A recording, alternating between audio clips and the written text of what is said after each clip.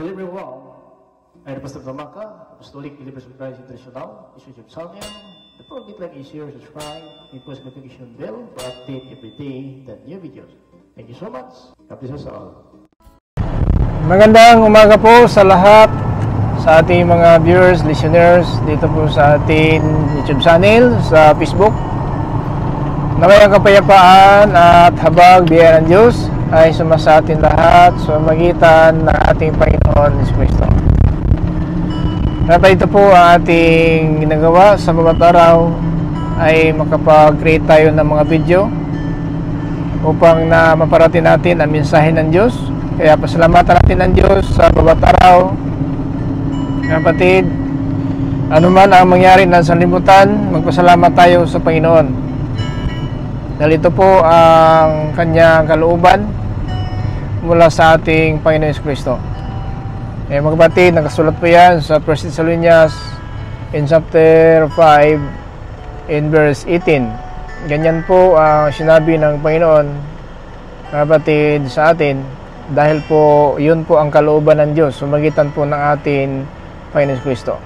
Magpasalamat, no?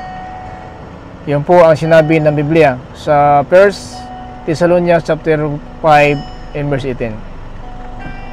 Kaya mga kapatid, patuloy tayo na makinig ng salita ng Diyos at magpasalamat tayo sa kanyang kagandahang loob sa atin sa bawat araw. Patuloy po tayo na ginagabayan ng Panginoon at tinuturuan po tayo sa narapat na pamumuhay para hindi po tayo magparusahan, no, sa bawat araw. Mga kapatid, natin pamumuhay ay kailangan natin kasama ang salita ng Diyos. Kasi ito po ang ating sandata, mga kapatid, na tabak na itong salita ng Diyos ay dapat ito ay nasa atin palagi, dahil ito po ang, mga kapatid, kapangyarihan ng Diyos na ating sinampalatayanan na salita ng Diyos.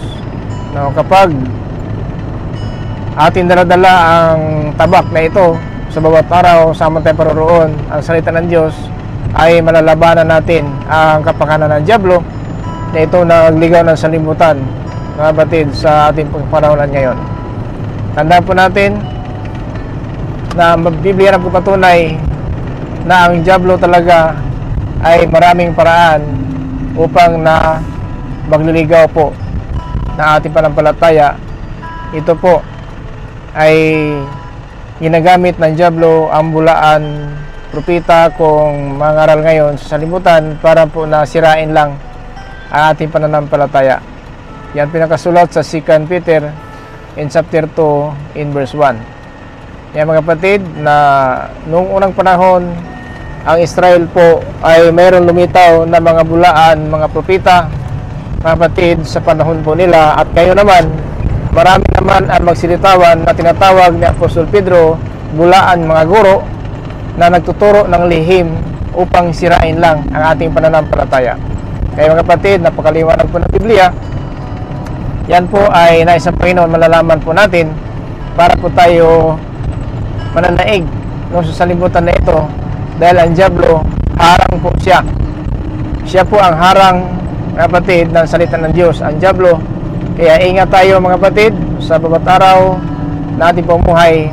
Kailangan natin malaman na ang Diablo talaga ay harang po, mga kapatid, ng mga mangaral po ng salita ng Diyos. Tandaan po natin yon. Si Apostol Pablo, siya po ay nagpapatunay dito po mga kapatid sa 1 Thessalonians in chapter 2 in verse 18 na ang Diablo talaga ay harang po ng plano ng Diyos dito sa limutan. Kaya ingat tayo sa bawat araw. Dapat matuto tayo, mga kapatid. Dapat alam po natin ang ating pamumuhay na ito ngayon. Ito ay kailangan natin malaman kung ano talaga ang kalooban ng Diyos. Now, dito mga kapatid, sa panahon po ng Kristo, na habang po nangaral po ni Kristo, mga kapatid, ang Diablo din sunod ng sunod sa kanya upang harangan din ang ating Kristo na ipako sa cross.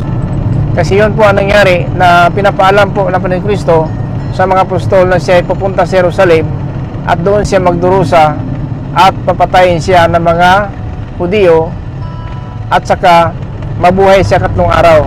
Now, binalda po siya ni Pedro ay po sa Mateo 16:21. Din sa 22, sinabi po ni Pedro, Panginoon, hindi mangyari sa iyo ang sinasabi mo.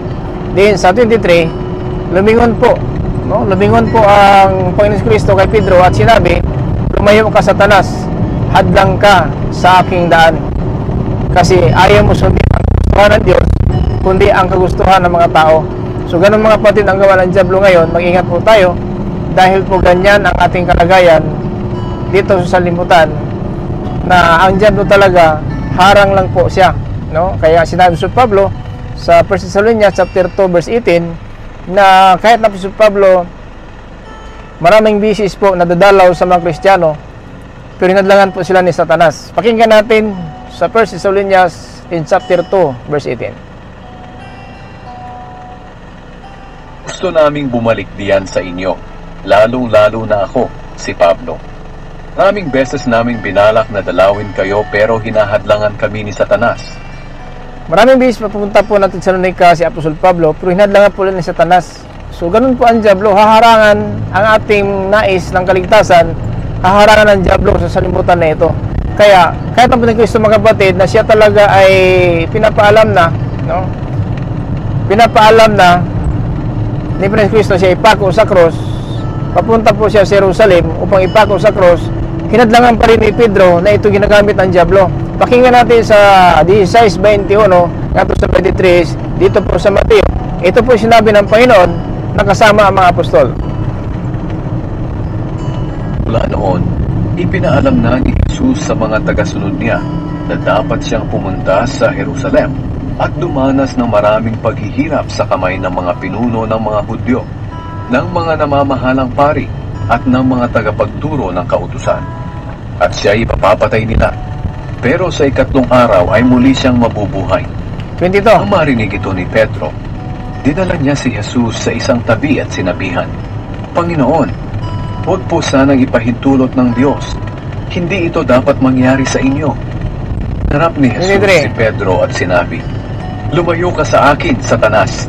Pinipigilan mo akong gawin ang kalooban ng Diyos, dahil hindi ayon sa kalooban ng Diyos ang iniisip mo, kundi ayon sa kalooban ng tao. Mga kapatid, hinarangan ng dyablo ang pagpako sa Panginoon sa cross. Kasi alam ng dyablo, pag namatay siya sa cross, patay din siya. Wala na po siyang kapangyarihan, sapagkat ang purpose po, mamatay siya sa cross upang lupigin ang kapangyarihan ng dyablo na siyang kamatayan. 2:14, pakinggan natin dito po sa Hebreo. Narito po sinabi ni Apostol Pablo, Tiyamang ang mga anak ng Diyos na binanggit niya ay mga taong may laman at dugo. Naging tao rin si Jesus upang sa pamamagitan ng kanyang kamatayan ay malupig niya ang diablo na siyang may kapangyarihan sa kamatayan. Yun pala, hinaharang po ng dyablo ang kanyang pagpako sa cross para hindi talaga malupig ang kanyang kapangyarihan na siyang kamatayan. Kasi ang tanan, lahat ng kasala talaga ay mamatay.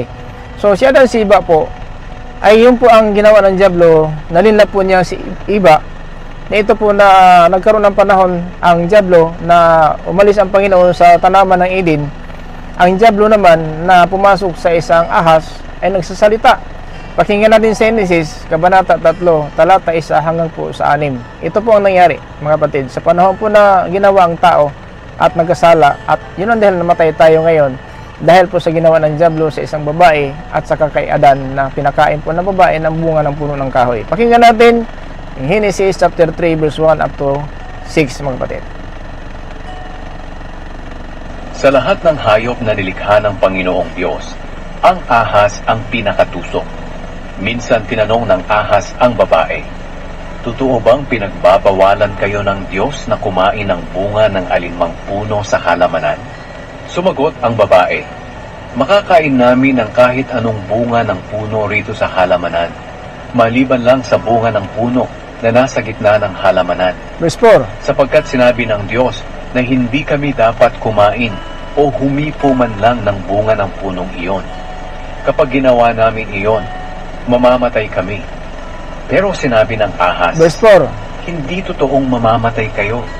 Sinabi iyan ng Diyos dahil alam niya na kapag kumain kayo ng bungang iyon, mabubuksan ang mga isip ninyo at magiging katulad niya kayo na nakakaalam kung ano ang mabuti at masama. Verse 6. Nang pinagmasdan ng babae ang puno, napakaganda nitong tingnan, at ang bunga ay parang masarap kainin.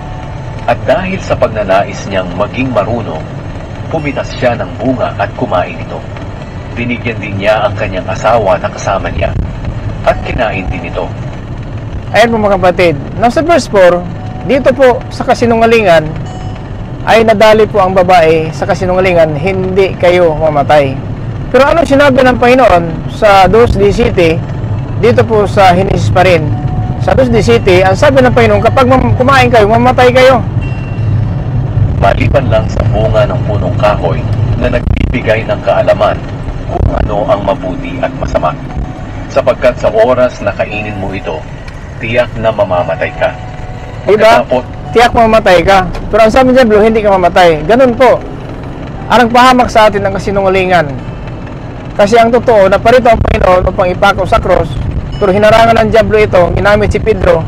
Panginoon, sana pahintulot ng Diyos mangyari sa iyo. Ginamit pa ang Diyos ng Diablo. Si Pedro po nagsalita, pero ang Diablo po ang nag-udyok.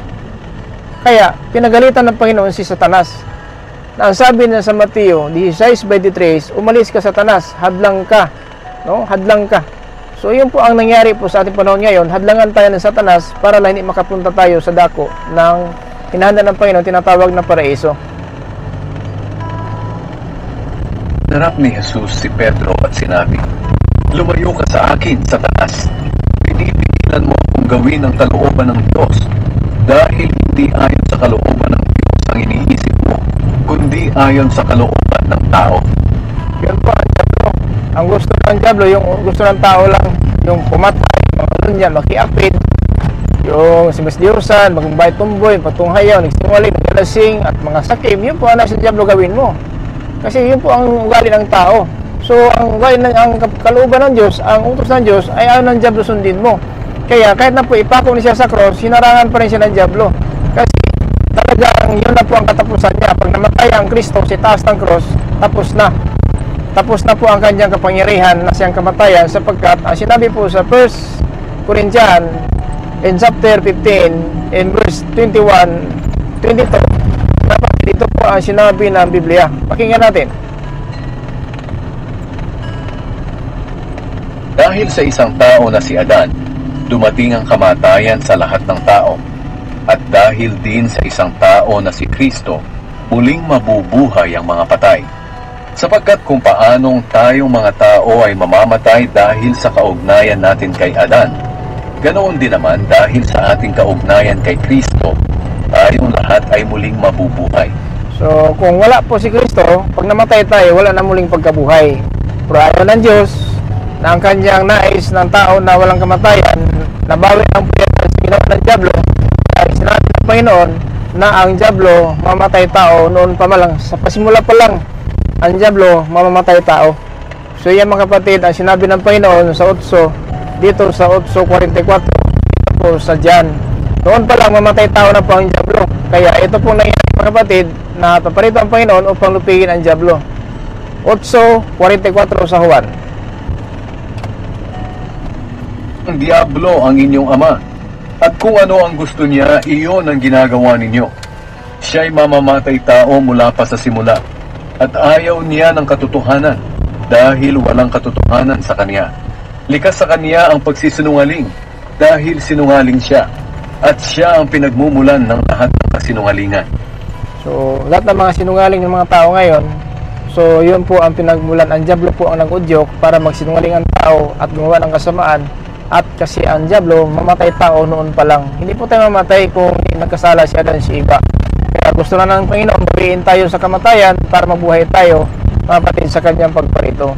Siguro naman mga kapatid, kung magtanong tayo sa libutan, lahat ng tao naman siguro tanungin natin, nais talaga nila ang kaligtasan? Siguro isa lang po ang sagot, mga kapatid. Isa lang siguro ang sagot. Kung kailangan nating kaligtasan. Kaya kung ayaw po natin na magparusahan, so kailan natin, mga kapatid, gawin? no? Gawin natin ang kalooban ng Diyos, wag ang kalooban ng diablo. Sa kalooban ng diablo, sa limutan lang po yan. Gusto ng diablo, papatay ka, mga lunya, kiapid ka, para itapon ka sa impyerno kasama niya. So ayaw ng Diyos talaga, ganun na lamang. Kaya tinatapos ng Diyos, habang namuhay po tayo, para maiwasan natin ang mga bagay na dapat iwasan at gawin natin ang mga bagay na dapat gawin. Ay importante, habang naghintay sa Panginoon Kristo sa kanyang pagparito, pamuhay tayo na maayos, maka-Diyos at matuwid, no? Na pamuhay, yun po ang ating gagawin habang hintay sa pagparito ng ating Panginoon. Napakinggan natin si Tito, ganito po ang kanyang payo para sa atin mga batid, dito sa Tito 2:13. Pakinggan natin si Tito, ganito po ang kanyang sinabi. Ito ang nagtuturo sa atin na talikuran ng kasamaan at makatutupad na natin. Kaya pamuhay tayo sa mundong ito ng maayos, matuwid at makadiyos, habang hinihintay natin ang napakagandang pag-asa na walang iba kundi ang maluwalhating pagbabalik ng ating dakilang Diyos at tagapagligtas na si Heso Kristo.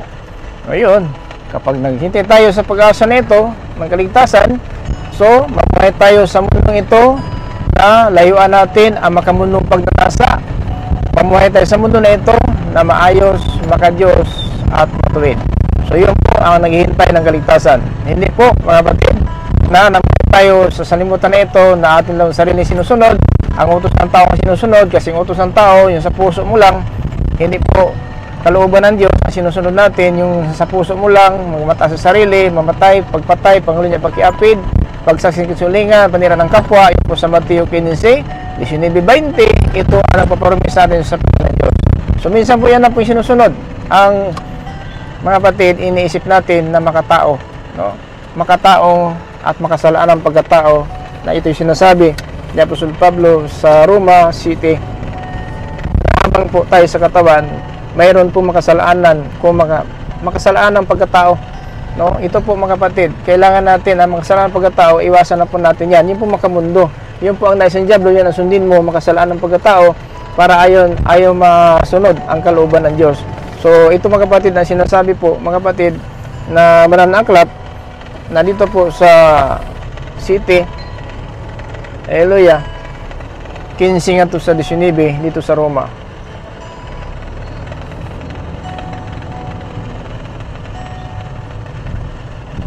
Hindi ko maintindihan ang aking sarili. Dahil ang mabubuting bagay na gusto kong gawin ay hindi ko magawa. Pero ang mga bagay na ayaw kong gawin ang siya kong ginagawa. At kung ayaw ko ang mga ginagawa kong masama, ibig sabihin nito'y sumasang-ayon ako na tama nga ang sinasabi ng kautusan. Kaya hindi talaga ako ang gumagawa ng masama, kundi ang kasalanang likas sa akin. Alam kong walang mabuti sa akin. Ang tinutukoy ko ay ang makasalanan kong pagkatao. Ayan, makasalanan ng pagkatao. Habang sa katawan tayo, makasalanan po ang katawan natin. Kaya yun ang hindi natin pagbigyan. Dahil kahit gusto kong gumawa ng mabuti, hindi ko ito magawa. Dahil dito, ang mabubuting bagay na gusto kong gawin ay hindi ko magawa. Pero ang mga bagay na kinasusuklaman kong gawin, ang siya kong ginagawa. Kung ginagawa ko man ang ayaw kong gawin, hindi na ako ang talagang gumagawa nito, kundi ang kasalanang likas sa akin. Yan po, habang buhay tayo, nasa katawan natin ang kasalanan. Pero hinadlangan tayo ng Espiritu para hindi magawa natin ang kasalanan, sapagkat alam ng Diyos, habang sa katawan tayo, hindi po tayo maging sakdal. Pero dahil po sa Espiritu ng Diyos, na salita ng Diyos, nagtuturo po sa atin, maging sakdal at karapat-dapat tayo sa Panginoon. Yun mga kapatid, ang nais ng Panginoon, na wag tayong maparusahan sa kanyang pagparito, dahil mahal tayo ng Diyos. At ayaw ng Diyos, baliwalain lang natin ang kanyang pagtiis sa itaas ng cross. Nauhaw po siya, piniringan, sinampal, at siya pa mga kapatid, ilan bunal kung labod. Ilan labod kaya ang naranasan ng Panginoon dahil po sa ating pagkamakasalanan, sapagkat siya po ay namatay na walang kasalanan para po tayo dalhin po sa harapan ng Panginoon na ating Diyos, na tayo po ay karapat-dapat sa kanyang kaulatian. Pakinggan natin sa 3:18 sa unang Pedro. Sapagkat si Kristo nga'y pinatay kahit wala siyang nagawang masama, at minsan lang siya namatay para mapatawad ang mga kasalanan natin. Siya na walang kasalanan ay pinatay alang-alang sa atin na mga makasalanan, para madala niya tayo sa Diyos. Pinatay siya sa laman, pero binuhay siya sa Espiritu. Ayan po mga kapatid, no? Maliwanag ang Biblia, namatay po siya kahit wala siyang kasalanan, alang-alang sa atin na makasalanan. So sana mga kapatid, pahalagaan naman natin ang kamatay niya sa itaas sa krus, dahil ang sinabi ng Biblia sa Mateo 12:31-32, lahat ng kasalanan tao mapatawad, pero ang mapastangan ng Espiritu Santo hindi mapatawad. Mga kapatid, na po natin magmula ngayon hanggang sa pangulang buhay. So kahit na kung nakasala tayo anong kasalanan, mapatawad po yan. Pero baliwalain natin itong salita ng Diyos na ito ang sinasabi ng Espiritu Santo. Mga kapatid, ang kasalanan na yan, wala na pong kapatawaran magmula ngayon hanggang sa pangulang buhay. So baliwalain ang salita ng Diyos mga kapatid. Sana po nakatulong ito sa atin, itong mga video na ating ginagawa. Sa araw na ito, naway kapayapaan, habag biyan ang Diyos na isuma sa atin lahat. Ito po yung lingkod kay Kristo Jesus para tulong mga kaps. Ulit Biblia International, magsabi sa batisa, grace, mercy, and peace. Be with you us, Jesus Christ.